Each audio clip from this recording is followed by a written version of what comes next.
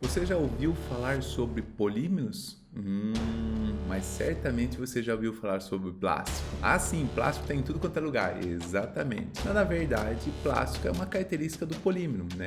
Característica no qual o polímero tem baixo ponto de fusão, então ele pode se fundir, ou seja, passar do estado sólido para o líquido, ser moldado a qualquer objeto, né, que se tem interesse. Quando ele é resfriado, ele volta para o estado sólido dele. E essa característica ser plástica é uma característica que a gente então fala dos polímeros. E por que ele é um material revolucionário? Porque ele substitui outros objetos, por exemplo, a madeira, o metal e até mesmo, por exemplo, materiais cerâmicos, por exemplo, cimento, entre outros, que demoram ou têm um custo muito elevado na sua produção. E esses polímeros têm dois tipos: tem polímero de adição e polímeros de condensação. Os polímeros de adição, necessariamente, eles têm que ter uma dupla ligação, ou seja, uma insaturação. E essa insaturação, quando ela é quebrada, permite que uma molécula se encadeie com a outra, ou seja, ele vai ligando uma com a outra, assim sucessivamente, para gerar uma macromolécula. Tá aí o nome polímeros, várias partes, né? Várias partes que se repetem. Nos polímeros de condensação, eu tenho que ter uma molécula orgânica difuncional, ou seja, tem que ter duas funções. Em geral, são as mesmas funções, então de álcool, de ácido, de amina, assim por diante. Bom, então vamos ver um pouquinho o polímero de adição.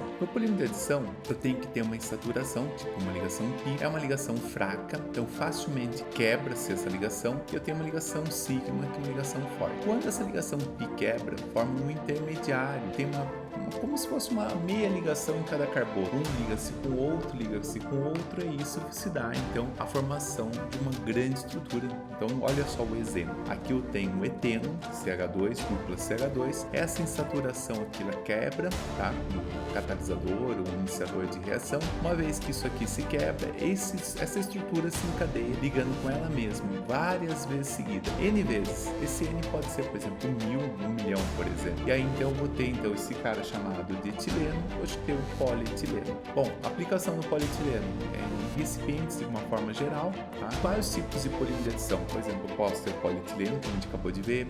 Eu posso ter o propileno, que vai dar o polipropileno. Eu posso ter o cloreto de vinila, que vai ter o policloreto de vinila. Cada um desses polímeros tem características diferenciadas em respeito ao seu ponto de fusão e as suas propriedades físico-químicas. Polímeros de condensação. Polímeros de condensação, ele tem que ter uma condensação, ou seja, uma junção, né, entre dois grupos funcionais. Aqui eu tenho um grupamento de álcool que vai reagir com diácido. Ácido reage com álcool na química orgânica, formando éster.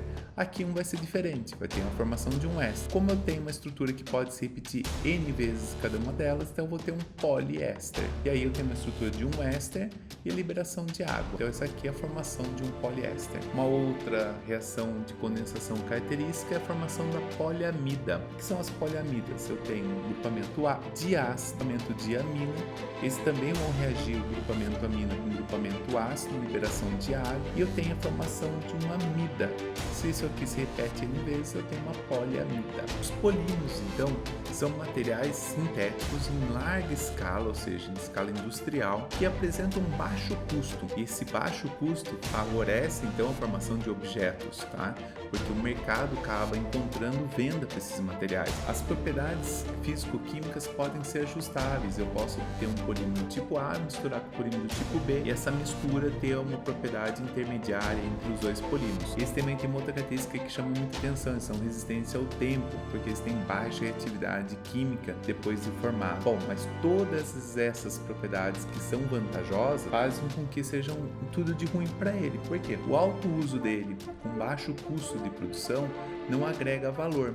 Não agregando valor, fica difícil ser reciclado, então eles vão ter problemas ambientais, principalmente se a gente tiver uma política frágil sobre reciclabilidade numa cidade.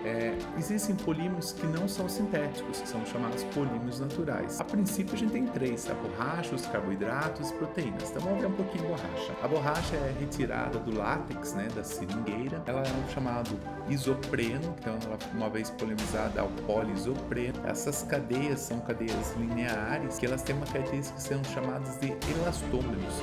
Então se você puxar uma cadeia, ela vai se esticar e depois ela volta à estaca inicial, ou seja, o processo inicial. Um cara chamado Charles Goodyear, em 1839, descobriu que se aquecesse o látex com enxofre, ele fazia vulcanização, ou seja, deixava essas borrachas duras, e foi um processo muito importante para a construção de pneus. Carboidrato, certamente você gosta desse. Se eu pegar uma molécula de açúcar junto com outra molécula de açúcar, ou seja, glicose com glicose, eu tenho monossacarídeos que eu produzo disacarídeos. No caso dos polímeros, a gente chama de monômero, uma estrutura menor que duas estruturas a gente chama de dímero, 3 e trímero. Depois, até uns 10, a gente chama de oligômero. Acima de 10, a gente começa a chamar de polímero. Quando essas cadeias começam cada vez mais esses sacarídeos se aumentando a estrutura deles, eu vou dar origem ao polissacarídeo. Esse polissacarídeo tem vários tipos: o amido, o glicogênio, a celulose, e o que difere entre eles é a estrutura espacial. Proteínas. Proteínas são a junção de aminoácidos que vão dar então a formação da proteína. Então aqui eu tenho a glicina e a alanina, eles reagem entre si, ou seja, tipo um polímero de condensação, só que natural. E aí então eu tenho uma ligação peptídica, que é um grupamento amida que se forma, e aí eu tenho então várias cadeias dessas juntinhas, eu vou ter então a minha proteína, beleza? Espero ter ajudado vocês nessa mostragem bem rápida do que são os polímeros e algumas consequências deles, falando entre os polímeros naturais e os sintéticos. Abraços, até mais!